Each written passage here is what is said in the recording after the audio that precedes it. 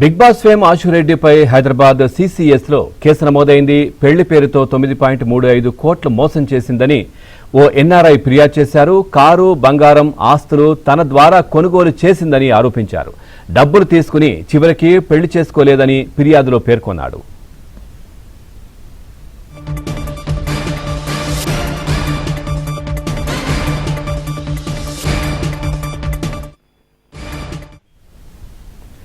Breaking news చూస్తున్నాం. Big Boss fame ఆశురెడ్డిపై Hyderabad CCS లో కేసు నమోదైంది. పెళ్లి పేరుతో 9.35 కోట్లు మోసం చేసిందని ఓ ఎన్ఆర్ఐ ఫిర్యాదు చేశారు. కారు, బంగారం, ఆస్తులు తన ద్వారా కొనుగోలు చేసిందని ఆరోపించారు. డబ్బులు తీసుకుని చివరికి పెళ్లి చేసుకోలేదని ఫిర్యాదులో పేర్కొన్నారు. ఇదే విషయానికి సంబంధించి మరింత సమాచారాన్ని మా క్రైమ్ కరెస్పాండెంట్ ప్రవీణ్ అందిస్తారు. ప్రవీణ్, పూర్తి డీటెయిల్స్ ఏంటి? బిగ్ బాస్ ఫేమ్ ఆశురెడ్డిపై సిసిఎస్ లో కేసు నమోదైంది. పెళ్లి ప్రేమ పేరుతోటి దాదాపు 9,35 లక్షల వరకు కూడా ఆస్తులు కొనుగోలు చేయించి మోసానికి పాల్పడిందంటూ కూడా ఓ ఎన్ఆర్ఐ ఇప్పటికే సిసిఎస్ పోలీసులకు ఇచ్చినటువంటి ఫిర్యాదుతోటే కేసు నమోదు చేసినటువంటి పరిస్థితి ఉంది. ప్రేమ పెళ్లి పేరుతోటే తనకు దగ్గరయ్యి కారు, బంగారం, ఆస్తులు తన పేరు మీద రిజిస్ట్రేషన్ చేసుకున్న తర్వాత పెళ్లి పేరు ఎత్తేసటికే తను నిరాకరిస్తూ వస్తుంది. దీంతో ప్రస్తుతం పోలీసులకు ఫిర్యాదు చేశాననేటువంటి అంశాన్ని చెప్తూ ఉన్నాడు. తన కుమారుడు ధర్మేంద్రను మోసం చేసిందని ఇప్పటికే పోలీసులకు సత్యనారాయణ అనేటువంటి వ్యక్తి ఫిర్యాదు చేయడం జరిగింది. 2018 నుండి పలుమార్లు ధర్మేంద్ర నుండి డబ్బులు తీసుకొని చివరికి పెళ్లి చేసుకోలేదంటూ కూడా అందులో ఫిర్యాదులు కూడా స్పష్టంగా కూడా పేర్కొన్నటువంటి అంశం.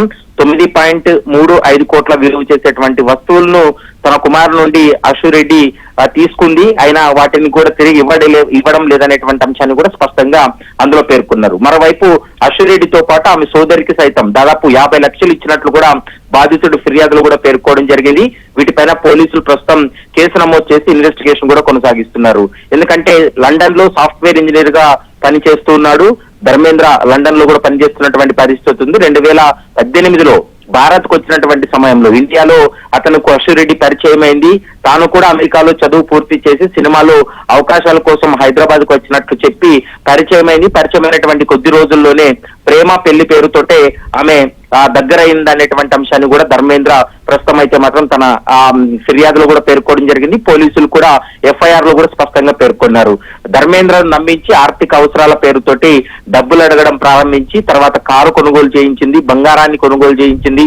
మరోవైపు కొన్ని ఆస్తులు కొనుగోలు చేస్తే వాటిని కూడా ఆమె పేరిట registration చేయించుకుంది.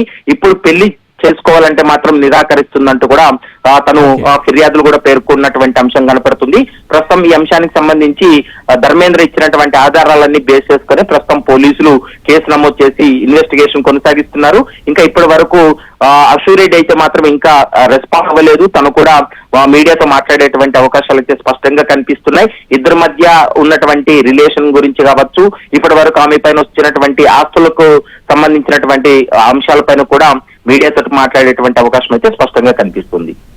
Right, thank you Praveen, thanks for the updates.